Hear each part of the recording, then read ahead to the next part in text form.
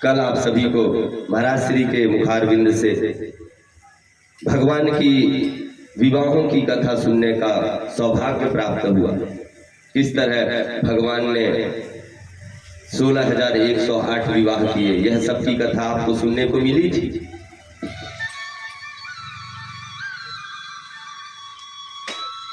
उस समय भगवान की पत्नियां कितनी थी?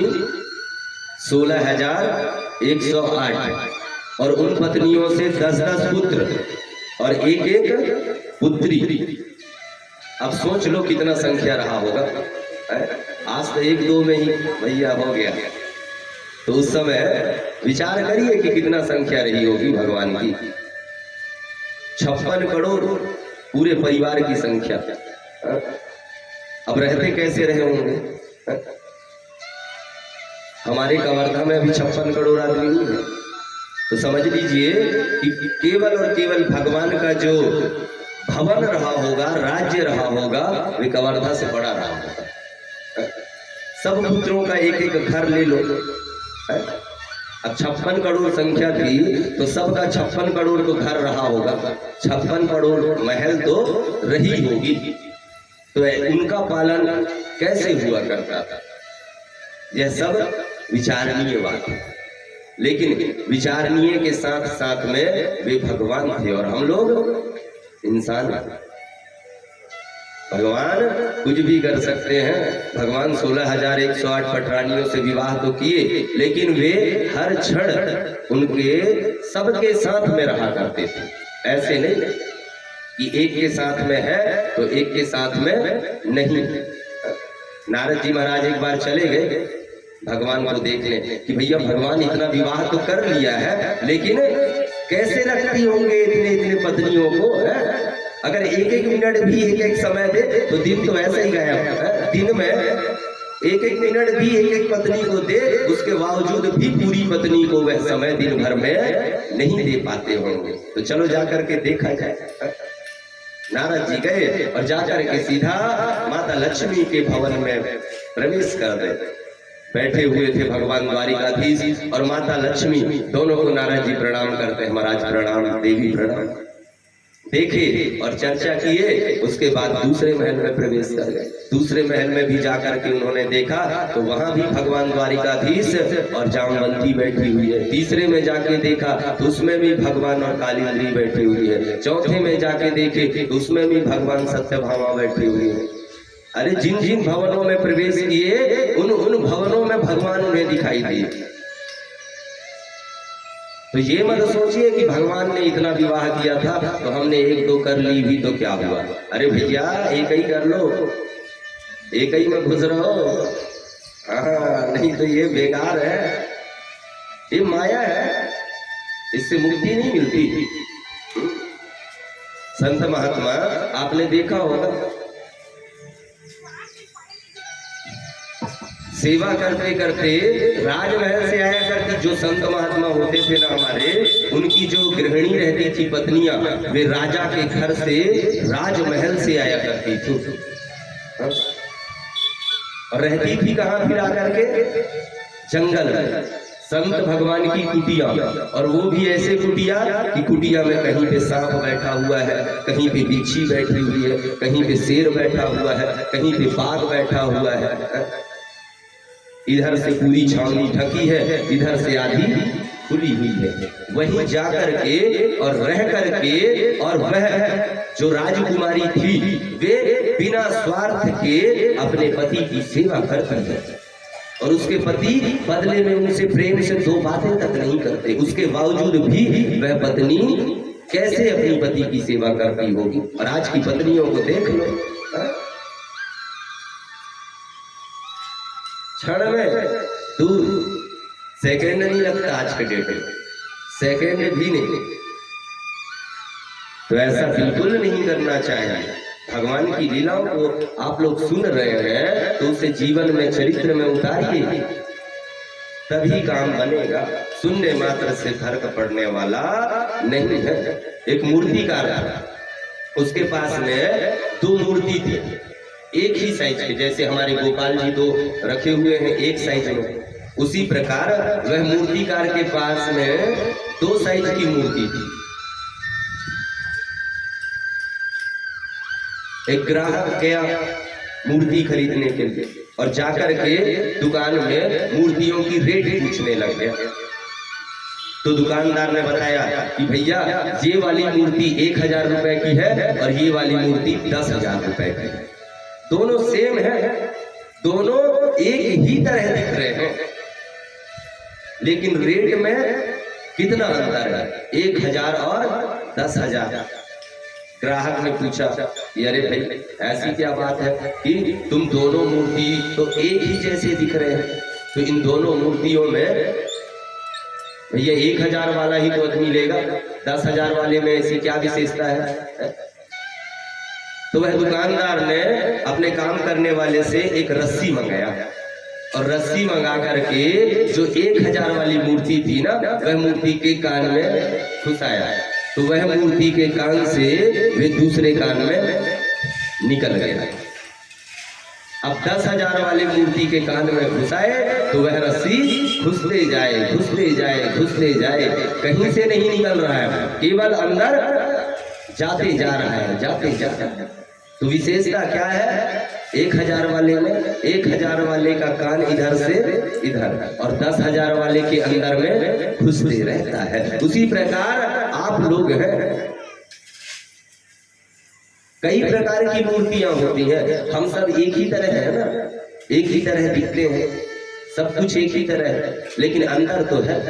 कोई ऐसा होता है कि अभी सुना और अभी ही भूल गया, और कोई ऐसा है कि अभी सुना और भविष्य तक उसे याद आता, और सबसे अच्छा श्रोता तो वही है। और भागवत में भक्त की ही महिमा गाई गई है, श्रोतव्यः कीर्तितव्यश्च स्मृतव्यं चेतसा भवेत्। केवल श्रोताओं की गाथा गाई गई है, भगवान से ज्यादा भगवान की भक्तों की गाथा गाई गई है। भक्ति प्रकट तो करिए, देखिए तो सही भगवान को भक्ति दे करके। जिस दिन से भगवान को भक्ति देना प्रारंभ कर देंगे ना, उस दिन से आपको किसी भी प्रकार की कठिनाई परेशानी होने वाली आने वाली नहीं है। भगवान को तुम्हारा ये सब कुछ नहीं चाहिए, धन दौलत रुपया सोना चांदी पैसा कुछ भी नहीं चाहिए, वो तो उन्हीं का दिया हुआ वस्तु है, और उन्हीं का दिया हुआ उन्हें अर्पण करोगे तो वो उनको पसंद आने वाला नहीं है। आप मुझे कल एक धोती खरीद करके दो और उसे मैं 6 महीने पहन करके आपको वापस करूं कि भैया आपका धोती रख लो, तो क्या आप ले लेंगे? आपको अच्छा लगेगा कि महाराज को हमने दिया और हम ही को महाराज उसे पहन करके वापस कर रहा है। उसी प्रकार भगवान को दिया हुआ धन दौलत ये सब आपको भगवान ही का दिया हुआ है। हाँ, तो क्या उनको उन्हीं का दिया हुआ दे करके और उन्हें निराश करेंगे आप? भगवान को देना ही है तो अपना कमाया हुआ, अपने दम से कमाए हुए कुछ वस्तु दो, तब भगवान को पसंद आए। तो अपने दम से कमाया हुआ क्या है आपके पास? तो आपके पास अपने से कमाया हुआ केवल 2 ही वस्तु है, उन्हें वस्तु भी नहीं कहा जा सकता। क्या? एक तो है पाप और दूसरा है पुण्य। यह दोनों बस आप अपनी मेहनत से कमाते हैं, बाकी ये सब दुनियादारी तो ये भगवान का दिया हुआ है। कण कण में वास करते हैं, तभी तो एक फुट की एक दाने धान की बाजरे की हम डालते हैं, उसमें से निकलती है 1 फुट की, उसमें हजारों दाना रहते हैं। भगवान कण कण में बसे हैं ना, तभी तो 1 फुट की हजारों करके दे रहे हैं। क्या ये यूरिया डीओपी कीटनाशक दे रहा है? नहीं, भगवान दे रहे हैं, कण कण में बसे हुए हम भगवान।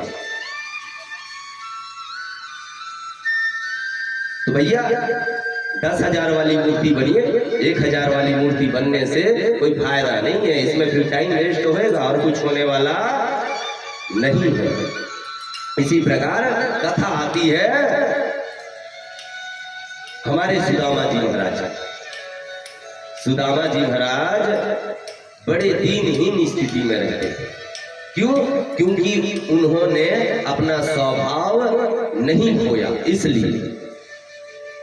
सुदामा जैसे आज के ब्राह्मण घर घर में जाके मांगते हैं, जितना लाओ अंदर करो भाई, जिलाओ जितना दो, प्रशंसा करो और कमाओ।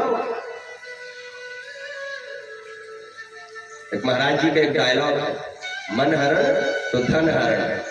ऐसे हमारे सुदामा जी नहीं थे। वे केवल 5 घर भिक्षा मांगने जाया करते थे और 5 घर में नहीं मिली तो वे छठे घर नहीं जाते थे, केवल और केवल 5 ही घर जाया करते थे। बाल्यपन से ही सुदामा जी महाराज और भगवान श्री कृष्ण शांतिवनी जी के आश्रम में विद्या अध्ययन करते थे उज्जैन में।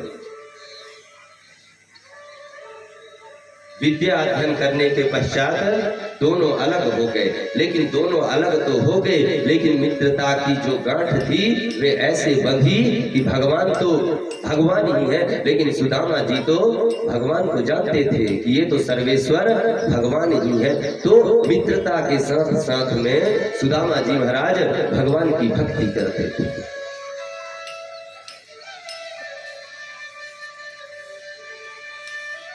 सुदामा जी का दरिद्र होने का मुख्य कारण एक ही है, ध्यान पूर्वक सुनिएगा। जब सुदामा जी महाराज को पाठ याद नहीं थी, रोज गुरुकुल में, हमने भी गुरुकुल में शिक्षा अध्ययन किया है, तो गुरुजी महाराज आज जो पाठ हमें सिखाते थे वह हमें याद करके जाके दूसरे दिन उन्हें सुनाना पड़ता था, और नहीं सुनाते थे तो फिर दंड हमें भी मिलता था। उसी प्रकार सुदामा जी महाराज लोग और भगवान श्री कृष्ण दोनों ही एक साथ में रहते थे। सुदामा जी महाराज पाठ एक दिन याद नहीं कर पाए। भगवान कृष्ण ने सोचा कि आज तो मेरे मित्र को भी दंड मिलने वाला है, तो क्यों ना मैं भी अपना पाठ भूल जाऊं और अपने मित्र के साथ में मैं भी दंड का भागीदार बनूं, ताकि जो दंड मेरे मित्र को मिले वही दंड मुझे भी मिले।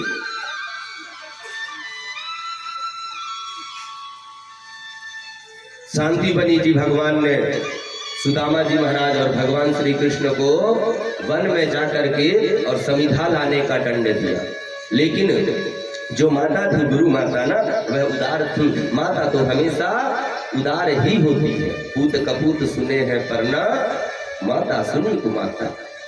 माता हर बच्चों के लिए उदारता प्रकट करती है, ये नहीं कि वो मेरा ही पुत्र है। और वो तो गुरु माता थी, उनका तो दायित्व था कि जितने भी आश्रम में बच्चे शिक्षा अध्ययन कर रहे हैं वह सब उन्हीं के पुत्र हैं।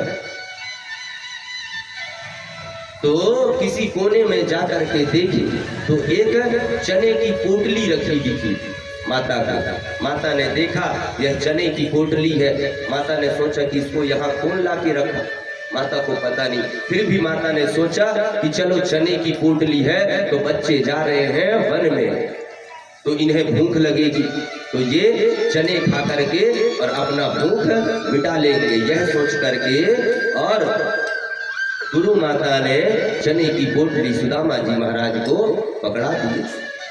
जैसे ही चने की पोटली सुदामा जी महाराज पकड़ी, वैसे ही सुदामा जी के महाराज के मन में विचित्र प्रकार की संशय उत्पन्न होने लगी, बहुत ही विचित्र प्रकार की। सोचते सोचते सुदामा जी महाराज और भगवान श्री कृष्ण वन में चले गए और जाकर के समिधा एकत्रित करना प्रारंभ कर दिए। मौसम यही सावन भादो की महीना था, तो सावन भादो में कब और कितना समय बारिश हो जाए ये कोई नहीं जान सकता। यह दिन रात होने लग जाती है। हमारे अमरकंटक में 15-15 दिन तक सूर्य देवता का दर्शन करना दुर्लभ हो जाता है सावन भादो के मौसम में। तो उसी समय घनघोर बादल गरज के और बारिश होना प्रारंभ हुआ। एक पेड़ में चढ़ गए दोनों के दोनों। अब चढ़ के ठंड में दोनों पिटपिटाने लगे, क्योंकि बारिश और पानी पड़ जाने के बाद में जब हवा पड़ती है ना तो ठंडी लगना प्रारंभ हो जाती है।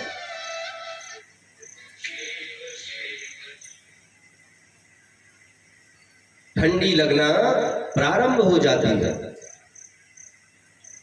ठंडी में दांत कटकटाने लगा। सुदामा जी महाराज ने सोचा कि अब भगवान श्री कृष्ण मांगेंगे चना, और चना सुदामा जी महाराज उन्हें देना नहीं चाहते थे, इसीलिए सारे चना निकाले और निकाल करके वह चना स्वयं खा गए। क्यों सेव खा गए? जो ये कथा में बताई जाती है ना कि चोरी से खा लिए, चोरी से तो खा लिए भैया, लेकिन इसमें भी बहुत बड़ा विज्ञान छुपा हुआ है, रहस्य छुपा हुआ है।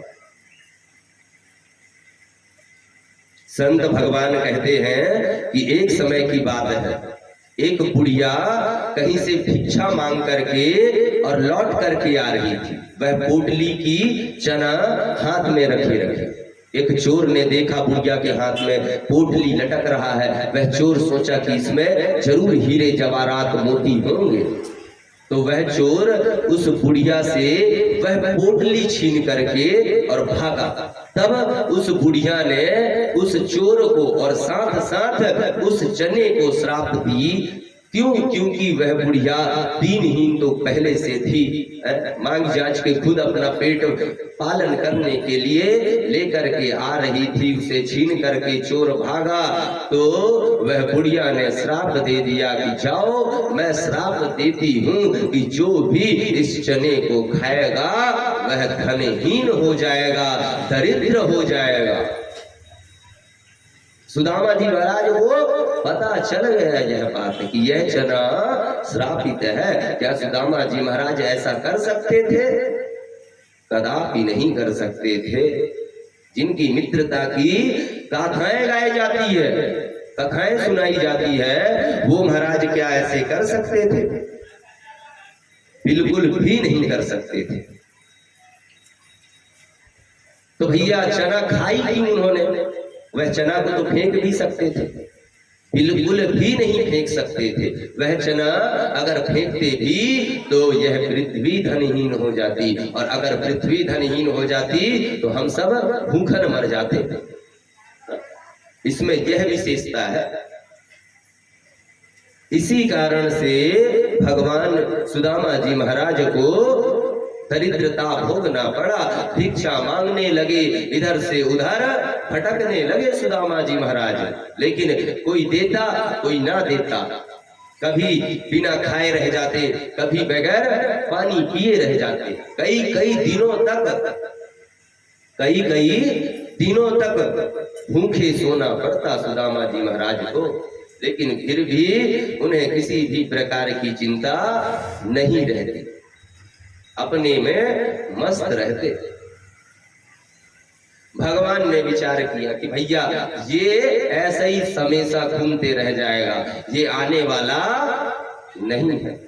भगवान ने लीला रची और लीला रच करके एक संत का स्वरूप बना करके और सुदामा जी महाराज के कुटिया के सामने चले आए। और सुदामा जी महाराज के कुटिया के सामने आकर के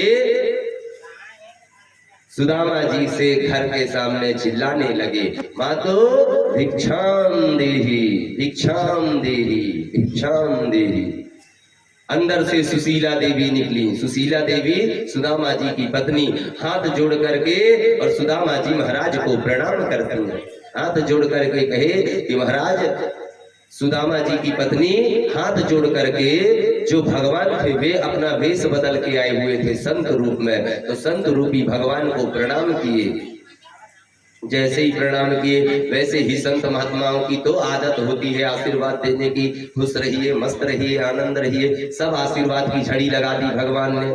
आशीर्वाद देने के बाद भगवान ने कहता है कि खाली खाली बस हाथ जोड़ोगे कि कुछ हमारी झोली में भी डालोगे? सुशीला देवी फिर हाथ जोड़ करके कहती हैं कि महाराज क्षमा करें, हमारे यहाँ सूतक लगी हुई है। अच्छा, सूतक लगी हुई है, बालक का जन्म हुआ है। सुशीला देवी कहती हैं कि बालक नहीं महाराज, बिटिया का जन्म हुआ है। संत बाबा ने पूछ दिया कि क्या नाम रखा है बिटिया का, तो सुशीला देवी हाथ जोड़ करके कहती हैं कि महाराज मेरी बिटिया का नाम है दरिद्रता। भगवान समझ गए संत की दरिद्रता ने जन्म ली, इसीलिए सूतक लग गया। फिर भगवान ने लीला रची और लीला रच करके कहते हैं कि देवी यह तो सुदामा जी की कुटिया है ना? तो हाँ हाँ हाँ महाराज, यह तो सुदामा जी की ही कुटिया है। आप कैसे जानते हैं हमारे पति को? अरे तुम्हारे पति को कौन नहीं जानता, तुम्हारे पति तो द्वारिकाधीश भगवान श्री कृष्ण के मित्र हैं। जो यह सुने सुशीला, उनके दोनों मुंह खुले रह गए, खुले रह गए। सुशीला देवी ने महाराज जी को प्रणाम किया और प्रणाम करके कहा कि महाराज जी, आप अब जाने के लिए तो बोल नहीं सकती, आप स्वयं कुछ करिए। महाराज जी ने इतना बस बता करके और चले गए।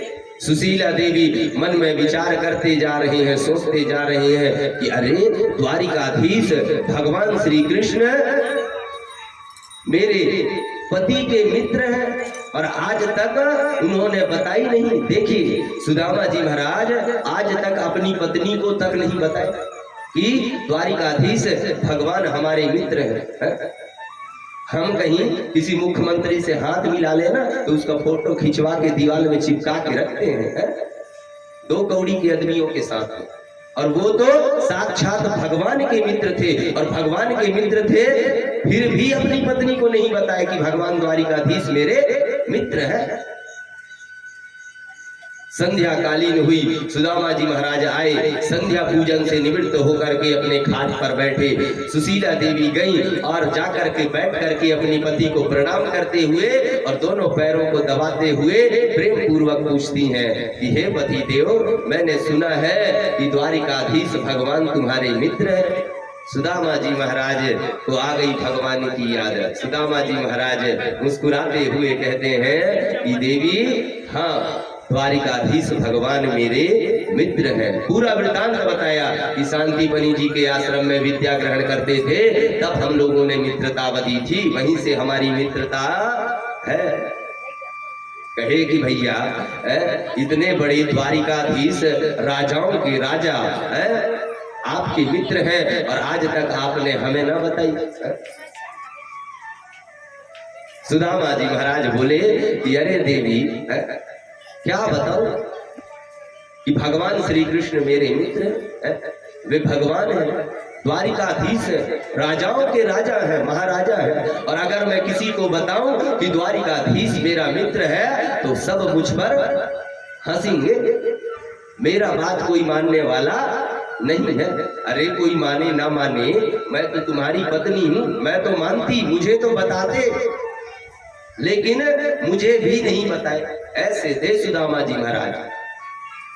सुशीला देवी ने कहा कि चलो जो हुआ सो हुआ, अपनी पत्नी जो हुआ सो हुआ, लेकिन मेरी एक इच्छा है महाराज, आप एक बार अपने मित्र से भेंट कर आते। सुदामा जी महाराज यह सुन करके और बहुत ही आनंदित हुए। एक बार भेंट कर आते, यह सुन करके अति आनंदित हुए।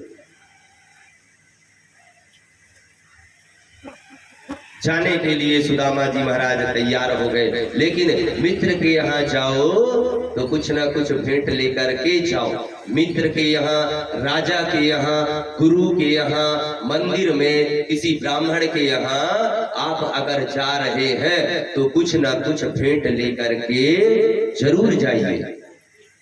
अब भगवान तो द्वारिकाधीश राजा भी है और भगवान श्री कृष्ण के मित्र हैं। जाने के लिए तो तैयार हो गए सुदामा जी महाराज, लेकिन यहाँ पे बात ना जाने की उत्पन्न हो रही है भाई। क्यों? क्योंकि सुदामा जी महाराज के यहाँ कुछ भगवान को भेंट करने के लिए है ही नहीं। सुशीला देवी ने सोची कि भगवान तो दीनों के दीन हैं, भगवान दीनहीन है। सुदामा जी महाराज बस एक बार उनके पास चले जाते तो वह सुदामा जी की स्थिति को देख करके खुद ही समझ जाते। सुदामा जी महाराज ने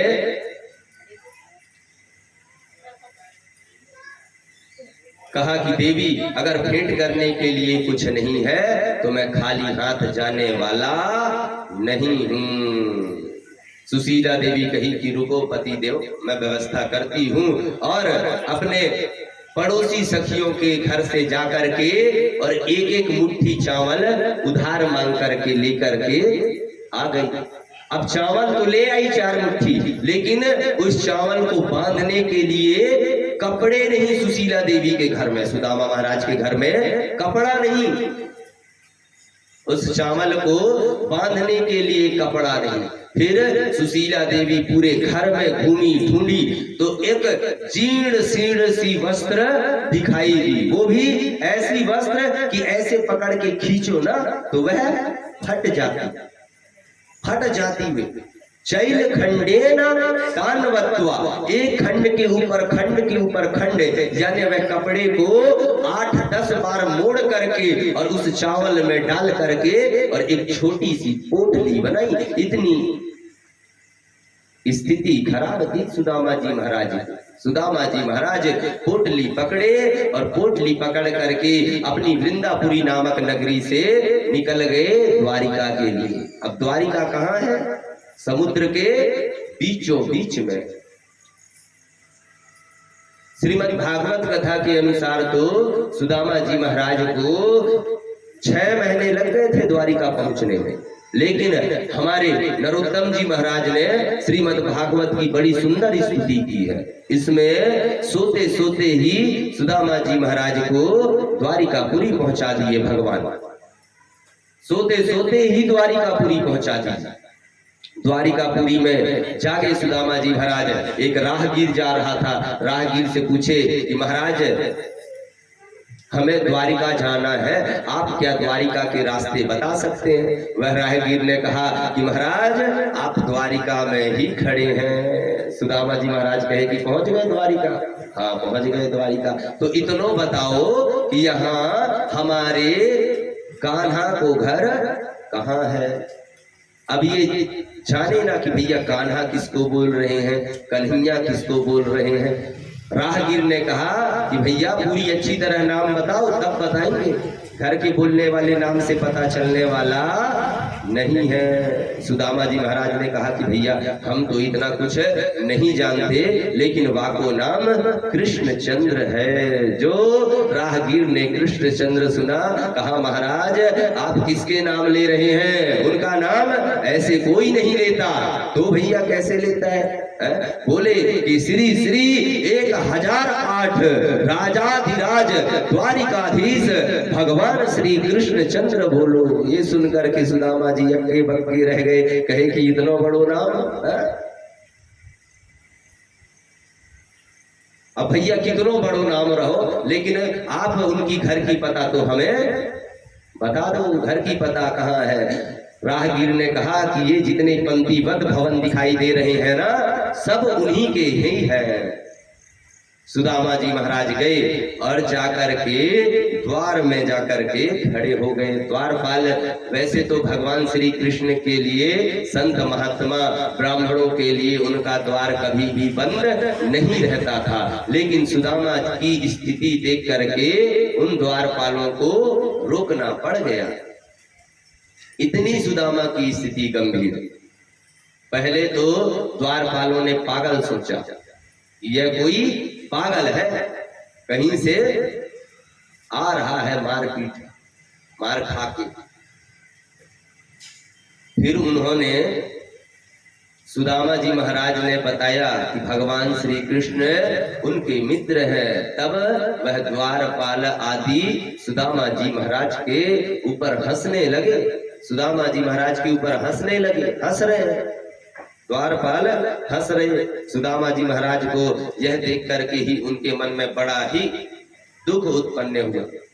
मैं जानता था कि मैंने किसी से बोला कि द्वारिकाधीश भगवान मेरे मित्र हैं तो कोई मानने वाला नहीं है। सुदामा जी के मन में कई प्रकार के विचार आने लगे कि मैं दीनहीन, यहाँ के द्वारपाल तक मेरे से अच्छे वस्त्र धारण किए हुए हैं, ऐसे को क्या भगवान राजा हैं, इतने बड़े हैं, उनकी प्रतिष्ठा इतनी है, मुझे पहचानेंगे कि नहीं, मुझे मानेंगे कि नहीं। द्वारपालों से संदेशा भिजवा दिए कि तुम्हारे बचपन के मित्र सुदामा तुमसे मिलने आए हैं। लेकिन सुदामा जी महाराज के मन में कई प्रकार की विचार धारणाएं उत्पन्न होने लगी।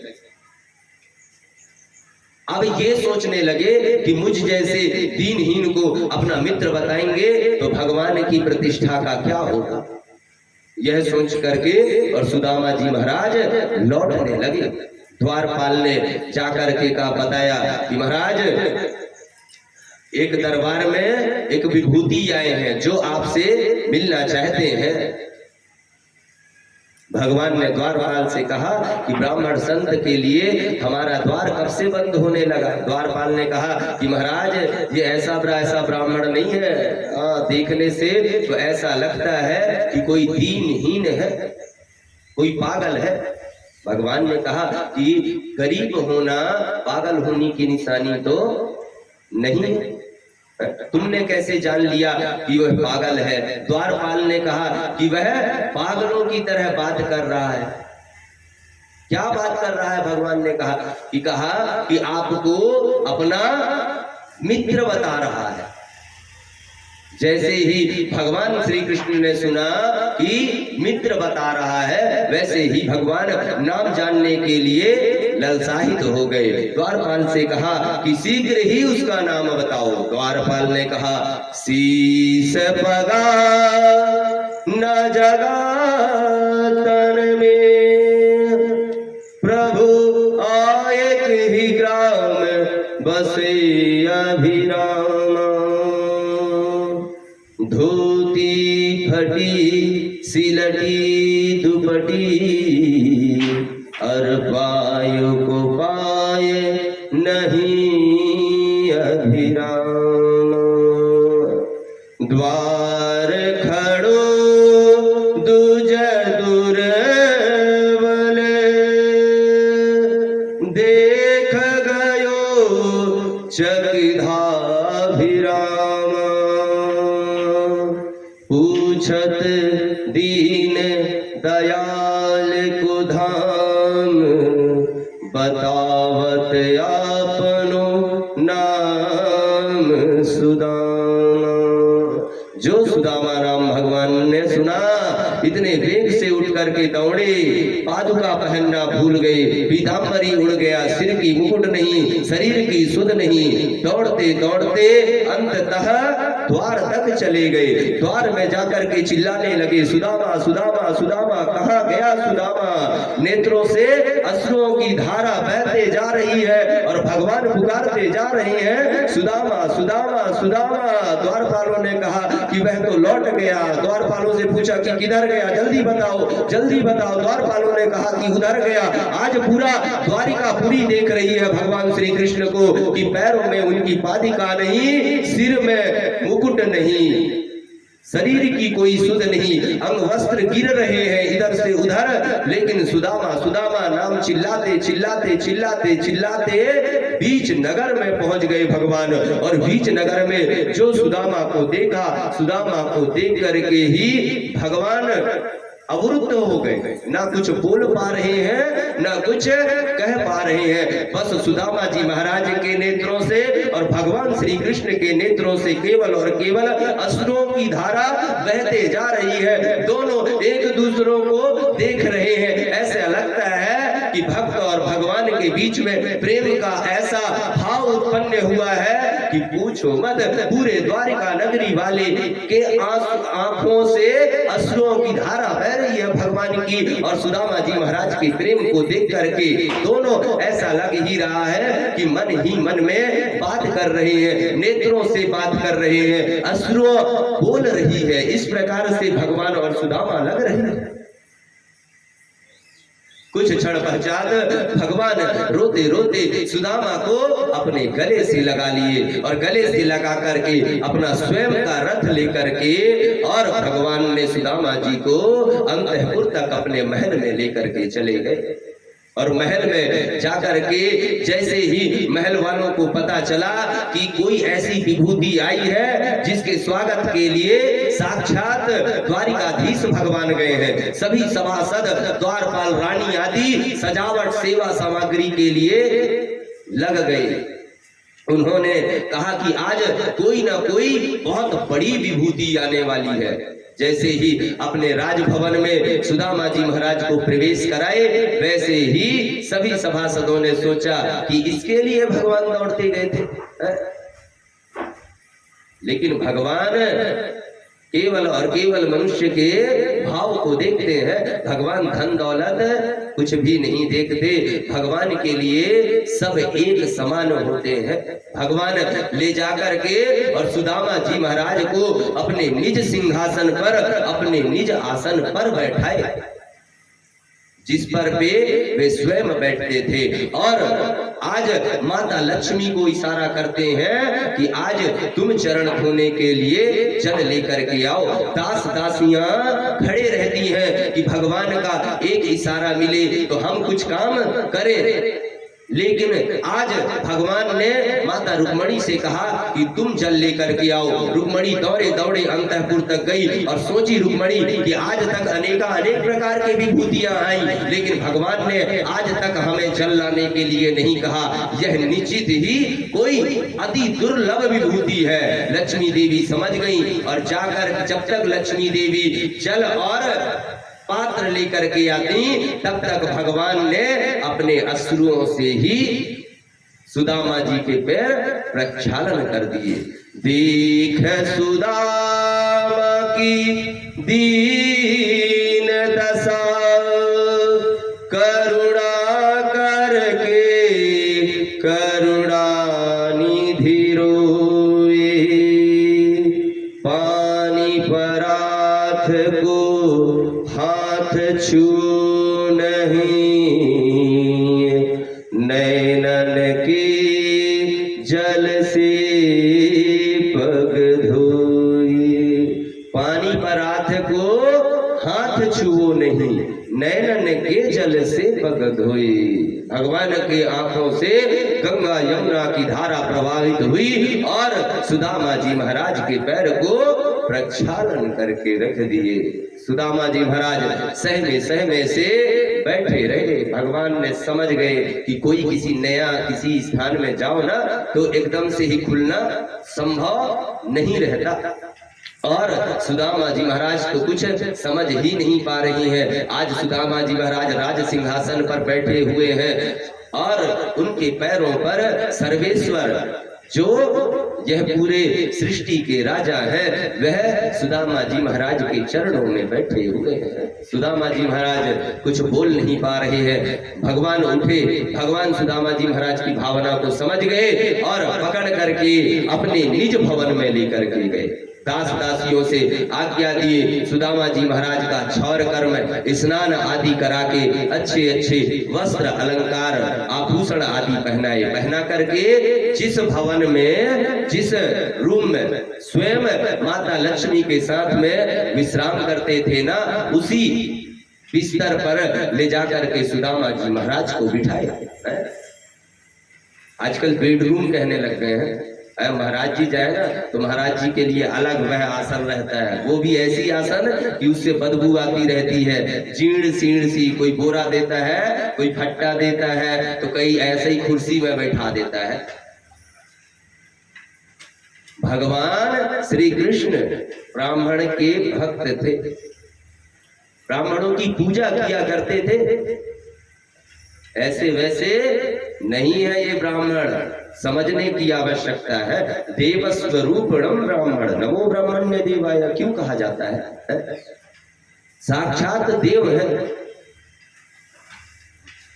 स्वयं जिस बिस्तर पे भगवान विश्राम करते थे, उसी बिस्तर पर ले जाकर के सुदामा जी महाराज को विश्राम कराने लग गए और भगवान पैर दबा रहे हैं। लक्ष्मी को कुछ समझ में नहीं आ रही है। वे सोच रही हैं कि ब्रह्मांड आदि का नायक आज ये ऐसा कौन है जिसके ये पैर दबा रहे हैं। अगर मेरे पति पैर दबा रहे हैं तो मैं भी कुछ न कुछ करूं। माता रुक्मणी जाकर के और अपने आंचल से सुदामा जी महाराज के सामने में पंखा करने लग रही है। अब कहते हैं सुखदेव जी महाराज की परीक्षित देखो, कौन कहेगा सुदामा को गरीब, कौन कहेगा दरिद्रता, जिसके पैर सर्वेश्वर ब्रह्मांड आदि नायक भगवान द्वारिकाधीश पैर दबा रहे हैं और साक्षात माता लक्ष्मी अपने आंचल से पंखा कर रही है। कुछ क्षण पश्चात सुदामा जी महाराज उठ करके बैठे, और उठ करके बैठे तो चर्चा चलने लगी। अब बचपन के मित्र अगर जवानी में मिले ना तो बचपन की चर्चाएं चलने लगती है कि मित्र बचपन में जो जो कर्म किए रहो सब याद आने लगते हैं कि ये हमने किया था। सब कुछ चर्चाएं होने लगी। धीरे धीरे बात आई विवाह तक। सुदामा जी से भगवान श्री कृष्ण ने पूछ दिया कि विवाह विवाह भाई की ना भाई? भैया वैसे ही बचपन से आप साधु स्वभाव के थे। सुदामा जी मुस्कुराते हुए कहते हैं कि नहीं नहीं कन्हैया, हमारी विवाह हो चुकी है और हमारे 4 पुत्र भी हैं। तुम्हारी भाभी का नाम है सुशीला।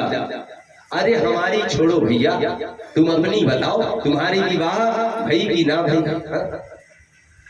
भगवान मुस्कुराते हुए कहे भाई तो है।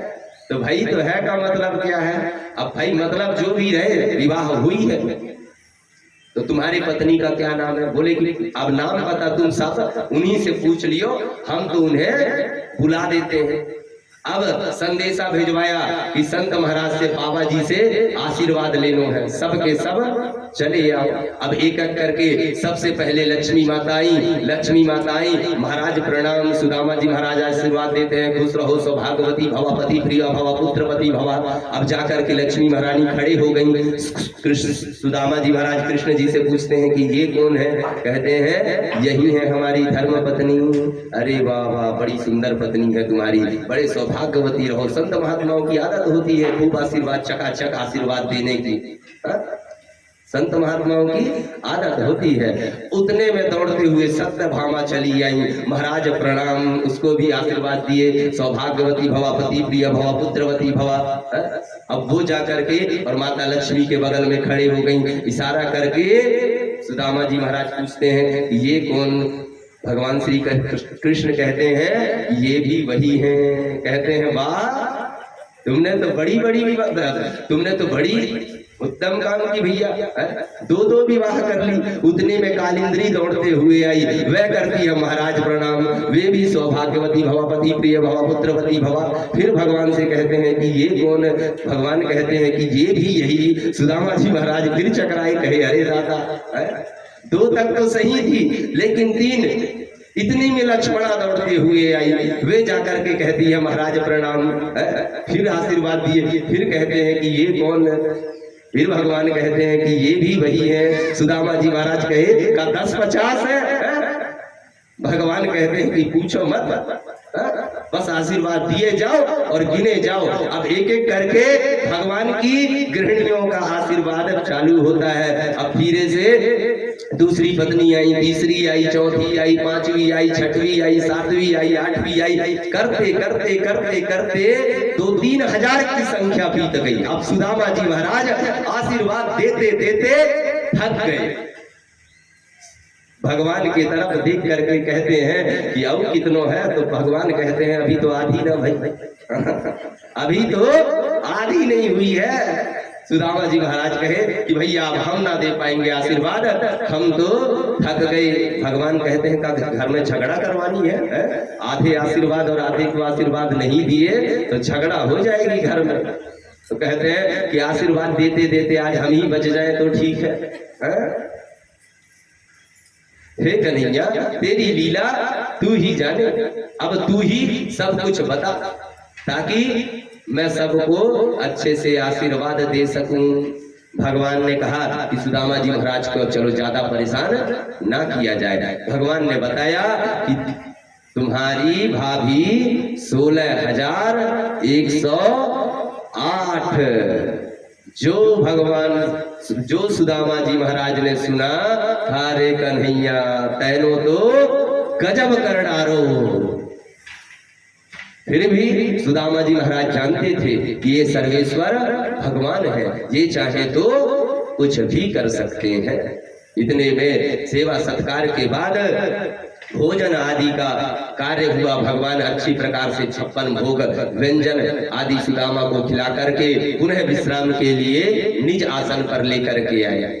अब सुदामा जी महाराज पोटली तो लाए हुए थे, लेकिन भगवान के सब कुछ, जो भगवान के कपड़ा पोछा लगाने वाला था ना, वह पोटली से ज्यादा सुंदर दिख रहा था। एक नजर वह बाई पोछा लगा रही थी, उसे देखते सुदामा जी महाराज, और एक नजर अपने बाह में पोटली दबाए हुए थे, उसे देखते। सोचे कि कैसे तू, भगवान तो जानते थे, और जब तक सुदामा जी महाराज पोटली नहीं देंगे तब तक भगवान कुछ कर नहीं सकते। अब सुदामा जी महाराज घर की चर्चा करी कि घर में तो भाभी है, तो भाभी तो जरूर हमारे लिए भेंट में कुछ ना कुछ पहुंचाए ही होंगे।